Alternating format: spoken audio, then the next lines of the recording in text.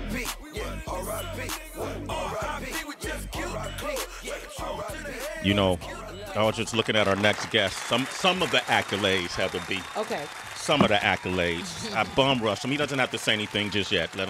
Let him hear us talk about him. Let me hear it too. I saw him in the hallway. I damn near tackled him. I said, Neil! Oh, gosh. And he's such a great actor. Okay. He made me believe that he was familiar with me. He said, Sway! And he looked in the back and said, it's Sway, isn't it? It's Sway. And so we embraced. But I said sway in my outside voice trying to dodge you. Yeah. I was trying to sway to the left. Yeah. And, I'm glad I chose the right word. yeah, you did. And I'm just named. Let me see, most influential people. One of the 100 most influential people. Time Magazine. That's a while back. That was no longer influential at all. Tony Awards on Broadway in 09, 11, 12, 13. He won several special class Emmy Awards. Hosted the Primetime Emmy Awards 09 and 2013, 87th Annual Academy Awards of 2015, making him the first openly gay man to host Academy Awards. Hey. Yes, bitch. Neil Patrick Harris is here. Well, that's an introduction. Yeah, man. Okay. Yo, but I'm going to tell you, when I first thought, man, this young man is a tremendous actor. And it's back in the early beginnings when you were doing Doogie Howser, MD. And 89, 90 era. You know, that's when I was really diving into hip-hop. So to even get my attention at that time was almost impossible. Yeah, that's fair to say. We weren't watching TV. We were breakdancing and writing raps and the whole nine. But it was season 2. I think episode episode 2, there was a scene when Doogie Howser was mugged by this black kid, and you wanted to change his life, the character, and you brought him and made him an orderly in the hospital. Marcus Redmond is his name. You remember this? Yeah, of course. And I thought, this is just going to be another one of those cliche scenarios. White guy is going to save the black guy type thing, you know. We've seen this played over and over and over. I saw King Kong, you know, I saw that. All right. Gosh, Sway. Same, parallel. Yeah. And it was this scene that made me go, oh, this shit is kind of real. And it was a part when there was a theft that took place in the hospital. Everybody pointed to the black kid. And he didn't steal, and you wanted to tell him, hey, I apologize. And another doctor wanted to put him to work, and this is what happened. Doogie, I thought you'd want to know Sullivan found his watch. It was in his bathrobe pocket. Guy's a jerk. Does Raymond know? Yeah, I told him. Hi. Look, I just found out about the watch. I'm sorry I suspected you. Yeah, well, sorry ain't gonna cut it. Love the voice. Raymond, we're running low on IV fluids. I need you to run down to Central Supply and get some lactated ringers. You know, I'm tired of being the boy around here. You're an orderly. That's the job. You can have your damn job. Hands off me! What's your problem? Hey, I got no problem. Just not gonna be the nigger around here anymore. That's what I'm talking about, ladies and gentlemen.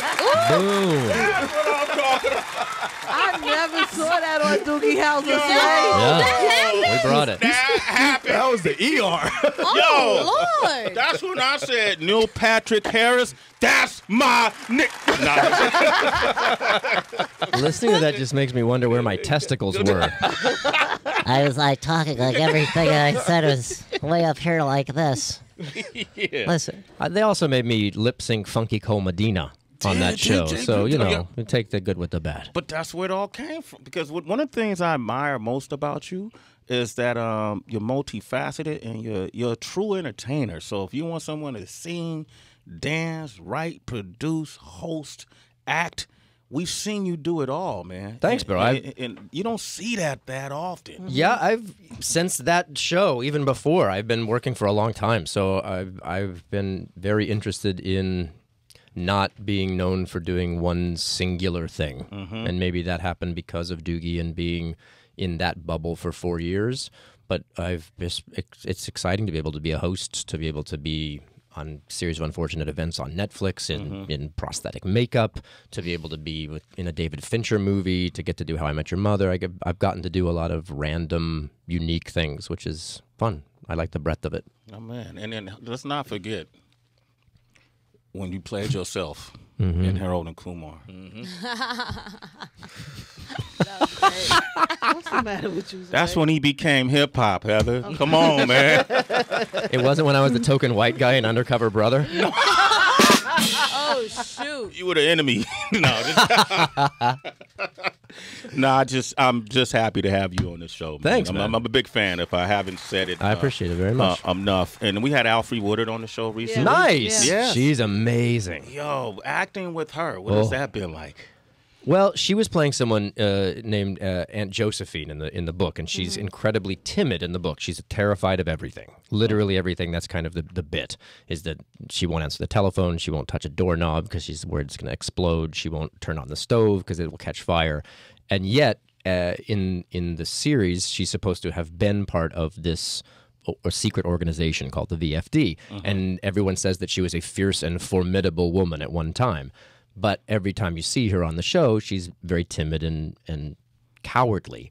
But there's something about Alfre Woodard where you know whatever she's doing, that at one time, or she's fully capable of being super fierce and super formidable. Absolutely. There's an inner fire and strength in her passion and energy that is so intoxicating. Yeah. And so I was playing this dumbass guy named Captain Sham, who has a peg leg and an eye patch, and he's trying to win her over and throw her out of a window.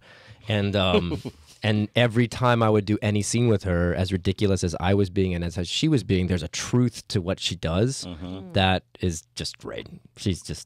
I would watch her do anything. I love when we have people who act on the show, man. You guys paint a picture so damn well, man. I just feel like I want to live in that picture because I feel what you're saying about her, but I couldn't express it just like you did, right? We have great diversity in the show, too. Yeah. She's in it. She plays Josephine. There's a guy named K. Todd Freeman who was nominated for a Tony Award, 2 years back, and he plays Mr. Poe. And he's hilarious and the nicest guy and the most talented guy ever, and he's in every episode. It's a good show. Yeah, it's awesome. A series of unfortunate events. It's on Netflix. I've been watching it. I like the makeup you have on. The forehead is it's a 5-head. You do not look like yourself, brother. That's true. Serious eyebrows. It's like 3 hours of prosthetic makeup every morning to get that whole thing on. I wanted to ask because when you do TV like a sitcom, say How I Met Your Mother, when you play Barney, they might take different takes of you doing a line and then piece it all together, you know what I'm saying, until they get the right delivery and reaction. Sure. How was that process of doing a sitcom like that different from doing something like this where it's almost like a movie series, you know what I mean? For sure. Well, Netflix that's what they do. They spend a lot of money and a lot of time before they commit to a project, and then they let the creative people go and do the whole project. They don't meddle very much, which makes it feel like you're making a movie. And there's confidence in that. With a TV show like How I Met Your Mother, we filmed it with 4 cameras and as if there was an audience there, even though there wasn't. And so we didn't have that many takes. You'd run 2 or 3 passes of it, but 4 different cameras are collecting everything that they're getting all the time. So you quickly get a ton of coverage, which is nice because if you're filming, say, on Doogie Howser, you would be filming and there was only 1 camera. So you had every time they moved the camera, you had to do the scene over and over and over. You end up doing the scene 75, 80 times at the end of the day. And then from that they pick. So that's kind of hard, is to do it over and over and trying to keep it fresh.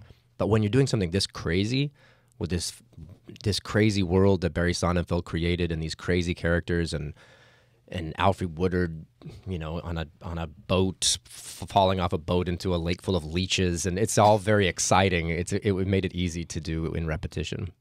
That's kind of our job, you know, to pretend like it's the first time we're doing it, whether it's on stage or TV or whatever. When the pretending is really believable, that's when you're doing a great job. Nice. And when the editor likes you. Yeah, right? But you could be sabotaged in the post. Oh, man.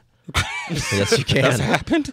Oh, for sure, yeah. Yeah? I mean, not sabotaged. Well, like I offended them, and then they had me looking awful. But yeah, you do a performance. I've often done performances, and I think I'm doing one thing, and then by the time it gets edited and changed around, they make it look like you're doing different stuff. For sure. Man, why do I feel sorry for Neil Patrick Harris? No, don't feel sorry. Okay, it's the beauty of what you guys do, right? Because it's live. What you say is what is out there and happen. They can't take half of your sentence and then wait and have it tack it on to the end of another sentence that you said, because you're doing this and it's immediate. That's why people like you. Wow. I love the ending. Thank you. If you could break down, Neil, a little bit with so much that you're doing, how do you juggle it all? Just like mentally and emotionally. Like how are you happy? I would be like, shit. Every day I just come home and just like take my clothes off. Like I don't want to talk to anybody. I'm going to bed. How do you like manage it all? I'm pretty good at compartmentalizing stuff. I've been working for a while, so the work stuff is fun and takes me away from other things. But then when I'm promoting stuff, that's its own little beast, and there's intention behind it, and you need to do it. I guess the hardest part is trying to manage work with family stuff. Because I have a husband, we have 2 kids, they're 6 years old, and 6 is an important time. They're in kindergarten, so dinners together are important. And if I'm off in Vancouver while they're in New York, and I'm there for 2 weeks, and I'm really only seeing them on an iPad when we FaceTime with each other, I mean, that's immediate, I suppose, but not tactile. That's a little bit tricky. So we just have to carve out time for the family to make sure that is important. So I'm doing a lot of red eyes on Thursday night to arrive Friday at 6 a.m. and be with them Friday, Saturday, and fly back Sunday. It is what it is, man. I would never complain about being busy. Yeah. I think that's kind of an empty complaint. Well, as far as actors go, we spend a lot of time complaining about not working. You know, get me a job. Where's my agent? Get me an audition. So if I was to be on the other side of it saying, "Oh, I'm working so hard, it's so difficult," that would be shitty, I think. Is it harder to cook a meal for the family than it is to act? Do you cook? I don't. My husband's a chef. So he does. Oh, you killed that! You killed that! You killed that! I crushed that. That's the best. I clean really well, and I can plate pretty well. We're foodies, though. We love to eat, the whole family. Everybody's foodie. You like food? Oh, bro, I'm a fish and surf type of guy. So I like the shrimp, fish. Do you eat red meat? I limit my red meat intake. I used to not eat red meat at all. Every now and then I feel, carnivorous. And why is that? Why did you not? At the time, it was spiritual. I have Rastas in my family, Rastafarians, right? And if you devout Rastas, don't put any dead meat in their body because they feel it makes it into a coffin. So for years, I didn't eat any meat. I didn't put fish as well. Fish as well. Wow. Yeah, and then I gradually got back to fish. And then somebody threw a ribeye steak. I turned into Fred Flintstone. Okay, Neil? Okay? He started mooing. Neil Patrick Harris is here. Neil, it was interesting when you were talking about really wanting to have a diversified resume, and it had me curious about if you had to tack on any type of job outside of the entertainment industry, what would you do? Outside of the entertainment industry. I don't know. All my answers are really weird but tangential to that. Like I really want to direct stuff, but that's sort of in the entertainment industry. I always wanted to be a puppeteer. But that's kind of in the entertainment industry in a weird way. Why? Why a puppeteer? I've always loved Jim Henson. I always think it's fascinating to make something look like it's alive that's inanimate. Maybe an Imagineer. A Disney Imagineer, someone that designs theme park attraction rides. I thought he just made that title up. No, that's the secret world of Disney where you don't know what's coming up in the next 3 years. They're the ones designing all the cool rides. I like technology. I like automation and animation and making kids happy. That would be flames. And making kids happy. I love how he ends his statements. Right. Always on a positive note. That's why people like you. That is why people like you. How can you make kids? I like this, man. Neil, you're not letting this is a hard job what you have because you have to keep people not changing the channel, right? So you have to say, I find this fascinating because you have to every day talk about stuff and you're giving your opinion and people will not like your opinion and you can't be too boring about it. I thought you were saying that's why white people like you. It's white people like you. Oh my God. Why is he still focusing on white people like you? Oh, that's terrible. It is, but I did not at all say that. I know you didn't, but That's very presumptuous of you. Sorry, that's why people like you. I was like, that's why people like you. I got it now. Okay, Mike Hughes is here. Mike Hughes. Could you imagine? That was so... That's why white people like you, Sway. Take it from me, Neil Patrick. Why did you say that? I spoke to him before I got here. I got the inside word. Oh my God.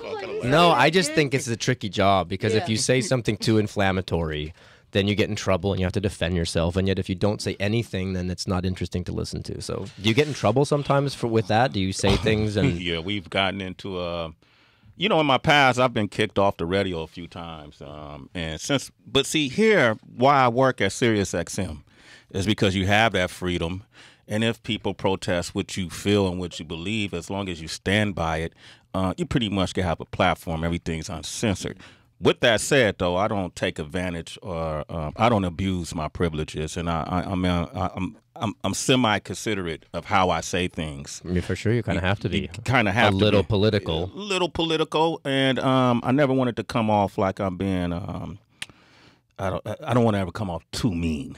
For You sure. know? And Yeah. I think everyone has their strong beliefs when it comes to important things, Yeah. politics and religion and things. And those are good conversations, right? But it's when you have to talk about the Kardashians. Yeah, That's where I feel like it gets weird because Yeah. they're easy digs, but it's weirdly shitty to just be taught, like Yeah. it's an easy dig. co- I don't know. kinda That's it's kind of cheap to me. it's like that. cheap, but that's what's on You in the gotta news do. cycle. So Yeah. I don't know how you guys do Plus, that. they all been here, and they've all been really nice to Sure. us, And but we definitely don't. We definitely speak our piece about, like, say, for example, when the whole thing that happened in Paris, and my God, yeah, that was scary. And, Yeah. and some people didn't believe that it actually. Some folks thought it was set up. Some folks didn't. We played that conversation really well. We're good friends with a woman who was with them and then left Paris 6 hours before that happened. And so I got a whole insight as to that, what had happened. And that was real. That was real. Yeah, that was not a joke at all. That was pretty scary. Neil Patrick Harris said it. Hey. Real. And that's why people like him. Damn it! So we can't make fun of it anymore. Go, Mike. Go ahead, Mike Muse. Well, speaking of politics, dude still got away on a bicycle. That's still funny, man. All right, go ahead. Go ahead. Well, Neil, and speaking of politics and religion, earlier this morning we were talking about the Chelsea Manning commutation by President Obama. It was a very complex, nuanced conversation that we had this morning in studio and with our listeners, and really describing the transgender idea and gender dysphoria is a really complicated acknowledgement to really talk through, through moral, social conscience, etc. How would you advise America to begin to have an understanding? I know all of America, right? More so, how would you advise America to the approach on how to begin to understand the trans community and the nuances of all of that? Wow, that's such a big question. We live in a world where people have their own moral compass of what they think is right and wrong and what should be and what shouldn't be. And I think it's helpful for everyone to recognize that everyone's compass is their own individual belief, right? So some people are very strict about who should sleep with who, and other people think differently. And I don't feel like there's a singular answer to that. I think it's important to be respectful of everyone's concerns and wishes. And I think that is the whole spectrum of sexuality, and that even goes into the gender conversation. Some people I've met people, one of my godsons is now my goddaughter, and at a young age thought that she was more feminine than masculine and more of a girl than a boy, and now is living life as a girl and is much more satisfied. And I think that's a better way to live their life than to have him be super dissatisfied his whole life, right? So you have to honor that is something that they want to do. I think it's better to live in a world of inclusion and say, great, good for you. I hope you're happy with the choices that you're making and the decisions that you've made. We all have a lot of business that we can focus on ourselves. And it just seems weird to pass so much judgment on others. So if someone, if it just seems weird to pass judgment on someone being gay. Like if you can't help who you're fantasizing about, you should, if you're thinking about having sex with a guy and you're a guy, you can suppress that as much as you can try, but that's what you're dreaming about. That's what turns you on. Then I feel like that's to be honored in some way. So I can't speak for the transgender community, obviously, because I'm not trans, but clearly Chelsea had a lot of discontent with 2 suicide attempts in jail, and that would be a really tricky transition to make in prison. So I just think we should be supportive of people when they stand tall and decide who they want to be. We got to be proud of people when they say who they want to be, as opposed to be dismissive of. No one wants that.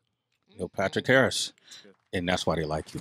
I feel like that was, that should have been the end game right there. Hey, Neil, before you go. I don't know what's happening. I have no idea. No, I don't know when I'm going to see him again, so I'm having as much fun as I can because I love watching you on TV. Thanks, man. We do this thing called the Mystery Sack with all our first-timers. Oh, that was the nickname of my genitals for about 4 years. Thank you. Thank you, Rip Shot. Which was also the name of my genitals for a couple of years. Thank you. Comedy. Get it. What's in this mystery sack? Explain it to him. All right, hold on. Give us a second. Hold on, man. Just play the intro. Play the intro, man. Okay. Self-explanatory. Go ahead and reach in. Dig deep. Dig deep. Put your hands into Sway's sack. Okay. It's Sway's Mystery Sack on Shade 45. I don't want to make the chef jealous. Okay, Neil, you're going to pull out 3 questions, one at a time. Okay. Read it aloud, and you have to answer honestly. Okay. So, all right. Forward to this. He's gay. If you were forced to cut off one musician's mic for the rest of their life, who would you choose and why? It's a very interesting question. For the rest of their life. I don't want to hear them sing at all.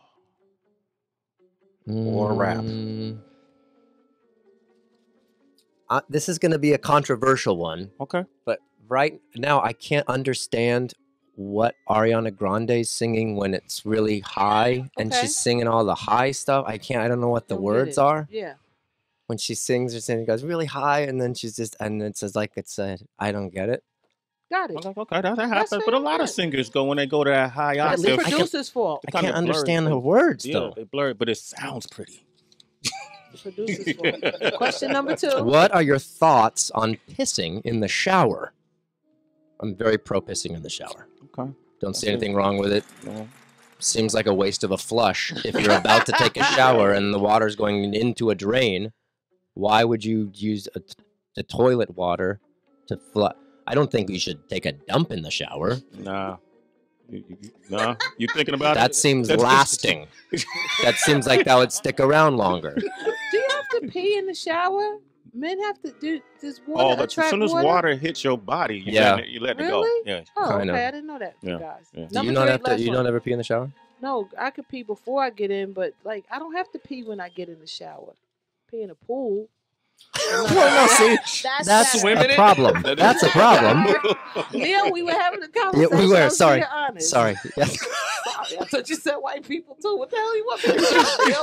Heather can't hear. How do you feel about masturbating at work?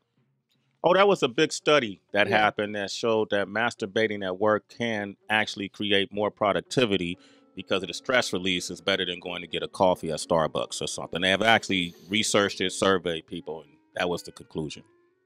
Yeah, it seems like as long as you're able to do it in a private place, it seems like a lot of people work in a pretty public place, a cubicle. I wouldn't recommend a cubicle masturbation. Sounds like a medical masturbation. I looked. No, I'm saying if you worked in a big cubicle thing, where are you going to jerk off? But do you think anyone ever in the bathroom? That seems said weird. that cubicle masturbation? You may be the first person that ever had to say that. You just coined the term. I hope it's not a term to coin. Cubicle masturbation. It was a booth, right? You go into a booth. They have actually. They'll provide a booth for service for your They company. call it a rub it out house. Thank you. Neil Patrick Harris. There it is. All right. A series of unfortunate events available on Netflix right now.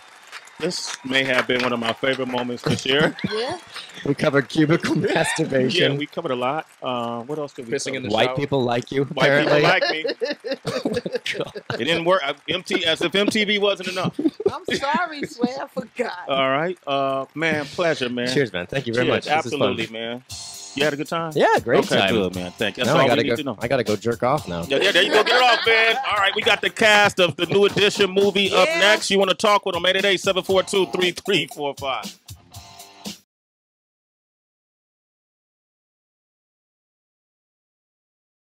It's Sway in the morning, only on Shade 45.